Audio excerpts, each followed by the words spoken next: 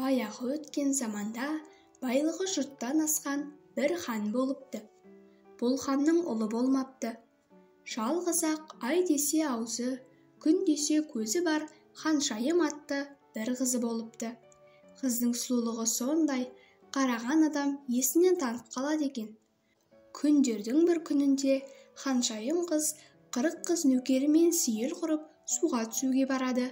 Суға түсіп бола берген кезінде Ханшайымды көктен бір қара құс келіп көтеріп кетеді. 40 қыз шулап қала береді. Бірнеше күнге дейін ханға ескертуге ел-жұрт бата алмайды. Бір ақсақалды шал келіп ескертеді. Хан есінен танып қалып, тағынан құлап түседі. Ел-жұрты кетіп, тыныштық үйде хан есін жиып, бақсы балгер, қожа молда жинайды. Қызды олардың бірі де біле алмайды. Бәрінен де жәрдем болмайды. Тек ханның уәзірі Назар келіп, ханмен ақылдасып былай дейді: мұхиттың ар жағында балықшы Сәлім деген бар. Оның 7 өнерпаз баласы бар. Bir тапса, солар табады. Жаныма 500 әскер қосып беріп, темірден кеме соққыз да мені соған жібер. Хан табанда барлық айтқан керегін дайын қылып, бас уәзірді аттандырады. Назар сумен жол жүріп, бір айда аман-сау мұхит теңізінің ар жағындағы Сәлім шалға жетеді. Барса, 7 өнерпаз балалары жоқ, шалдың өзі ғана отыр екен. Сәлім шал әскермен келген Назардан қорқып кетеді. Назар уәзір Сәлім шалға мән-жайының бәрін баян етеді. Ханның алтын мәрін басып, өтініп жазған хатын береді. Әдейі іздеп келгенін айтады.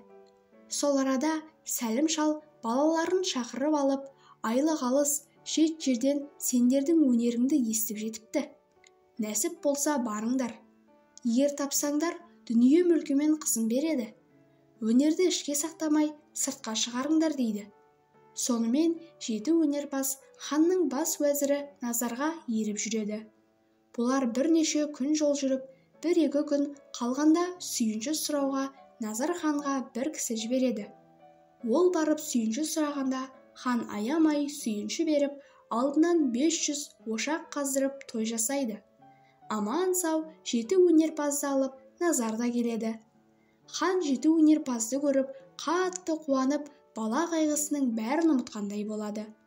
Бірер күн тыныққан соң, хан қасына 7 өнерпазды ертіп, баяғы қызды көтеріп әкеткен қара құстың қасына келеді. Қара құс қызды алып аспанға ұшады. 7 өнерпаздың ішіндегі үлкені аспанға ұша біледі екен. Барлығын сол бастап, қызды көтеріп ұшқан қара құстың көлеңке ізіне түсіп қуады. Бұлар көкте 7 күн, 7 түн ұшады. 8-ші күн дегенде құсты көреді. Bir дарияның жағасында құс отыр. Қыз шашын тарап тұр екен. Қуғыншылардың дабыл қағып, ұшқан екпініне қорқып, қара құс қызды алып тағы да аспанға ұшады. Сонда қуғыншылар қыздан айырылдық деп жылайды. Жігіттердің үлкені екіншісіне өнеріңді істе дейді. Екіншісі асқан мерген екен. Құстың 2 қанатынан көздеп атқан оғы оның 2 санын жұлып түседі. Аспанда шыр айналып келіп, қыз суға түскенде үшіншісі сушыл екен. Суға сүңгіп, қызды алып шығады. Қыз жұтқан суын қайта құсып, аман түрегеледі. Бұлар енді судан құрғаққа шыққан кезде бір үлкен айдаһар бәрін лебімен жұтып барады екен. Енді бұлардың 4-шісі асқан ұста екен.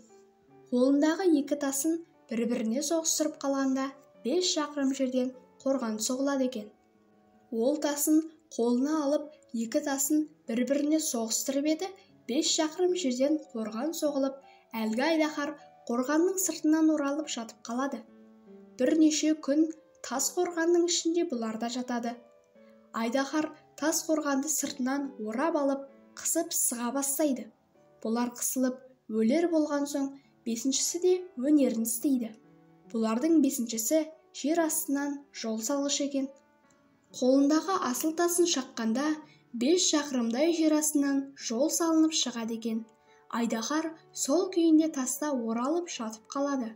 Бұлар жер бетіне шыққан соң, еліне апаратын жолдың қай жақта екенін біле алмай айласы таусылып адасады. Бұлардың 6-шысы жолы болғыш екен. Оқу оқып көзін сипаса, бір күндік жерден жол көреді екен. 6-шысы өнерін істеп, бір күндік жердегі жолды табады. Бірақ өздері арып ашып, шаршаған, жаяу жүре-жүре, табандары тесілген, тамақтары жоқ, аш, әлсіреп қалады. 7-шісі тамақ жасағыш екен. Олардың бәрін қойнындағы бір асыл табағын алып, күнде 3 мезгіл тойдырып жүреді. Бұлар бірнеше күн жол жүріп, ханның ауылына жетеді. Бәрі де аман сау. Ханшайым қызды да аман алып келеді. Сонан соң хан ат жаптырып той істейді. Хан ел жұрты болып, 7 өнерпазға қатты риза болады. Хан 7 өнерпазға риза болғандықтан, қызымды біреуің жолдас қылып алыңдар дейді. Сонда тұрып, 7 өнерпаздың ең үлкені, бәрімізде істеген өнерімізді айтып өтелік. Қайсымыздікі артық болса, сол алсын дейді. Хан мақұл көреді. Сонда ең үлкені тұрып, бұл қызға менің істеген өнерім бәрінен басым, мен болмасам бұл қыз жоқ еді, деп 7 күн қарақұстың ізімен аспанда ұшқанын айтады. Сондықтан қыз маған тиісті дейді. Екіншісі, сенің өнерің таусылып, қызды қарақұс аспанға алып бара жатқанда, мен атпасам қыз жоқ еді, сондықтан қыз маған тиісті дейді. Үшіншісі тұрып, сен аспаннан қызды атып түсіргенде, мен судан сүңгіп алмағанда қыз жоқ еді, сондықтан қыз маған тиісті дейді. Сонда төртіншісі де тұрып, мен тастан қорған соқпағанда, бәрің де айдаһар жұтып қоятын еді. Қызды да сендерде де жоқ едіңдер, сондықтан қыз маған тиісті дейді. Мен болмасам, бәрің де тастың астында қырылып өлер едіңдер, сондықтан қыз маған тиісті дейді бесіншісі. Алтыншысы тұрып, бәріңде жол таба алмай адасатын едіңдер. Бұларды адастырмай жол тауып берген мен емес пе? Қыз маған тиісті дейді. Ақырында 7-шісі тұрып, менің табағымнан ас жемесеңдер, бәріңде аштан өлер едіңдер, сондықтан қыз маған тиісті дейді. Бәрі де өздерінің өнерін айтып ханға жүгінеді. Хан білгіштерін жинайды. Сонда бір қария тұрып, бұл 7-інің бәрінің де өнері бірдей, бірақ қызды сүңгуірге қосыңыз. Өйткені ол басқалардан бұрын барып құшты ғой. Ал қалған 6-уына 6 ханның қызына беріп, 6 жерге уәзір сыйлаңыз дейді. Хан қызын сүңгуірге қосып, қалған 6-уына 6 ханның қызына беріп, 6 елді билепті. Сөйтіп, 7 өнерпаз мұратына жетіпті.